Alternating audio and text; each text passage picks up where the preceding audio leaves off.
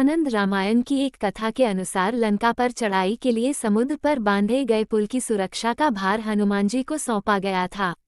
हनुमान जी रात में भगवान राम का ध्यान करते हुए पुल की रक्षा कर रहे थे कि वहां शनिदेव आ पहुंचे और उन्हें व्यंग्य बाणों से परेशान करने लगे। हनुमान जी ने शनिदेव के सारे आक्षेपों को स्वीकार करते हुए कहा कि कृपया वह उन्हें पुल की रक्षा करने दे, लेकिन शनिदेव बाज नहीं आए। अंततः क्रोधित होकर हनुमान जी ने शनिदेव को अपनी पूंछ में जकड़ कर इधर उधर पटकना शुरू कर दिया। काफी देर बाद हनुमान जी ने उन्हें मुक्त किया और दर्द से निजात पाने के लिए एक तेल लगाने को दिया। इसके बाद से ही शनिदेव को तेल चढ़ाते हैं। पार्ट 2।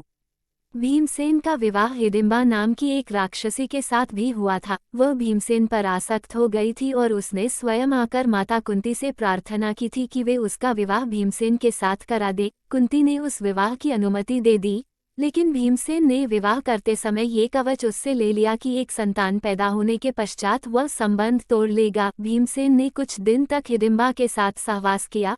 इससे वह गर्भवती हो गई और उसके गर्भ से एक बड़ा विचित्र बालक पैदा हुआ, जिसका मस्तक हाथी के मस्तक जैसा और सिर केश शून्य था। इसी कारण उसका नाम घटोत्कच, घट इक्वल्स हाथी का मस्तक और उत्कच इक्वल्स केशहीन पड़ा। चूंकि घटोत्कच की माता एक राक्षसी थी, पिता एक वीर क्षत्रिय था, इसलिए इसमें मनुष्य और राक्षस दोनों के मिश्रित गुण विद्यमान थे। ये बड़ा क्रूर और निर्दयी था। पांडवों का बड़ा आत्मीय था। पांचों भाई इसको अपना पुत्र समझकर प्यार करते थे, इसलिए यह उनके लिए मर मिटने को सदैव तत्पर रहता था।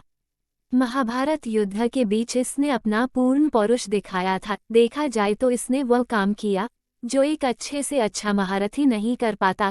कर्ण सेनापति बनकर कौरवों के पक्ष से युद्ध कर रहा था। वह बड़ा अद्भुत योद्धा था। उसके पास इंद्र की दी हुई ऐसी शक्ति थी जिससे वह किसी भी पराक्रमी से पराक्रमी योद्धा को मार सकता था।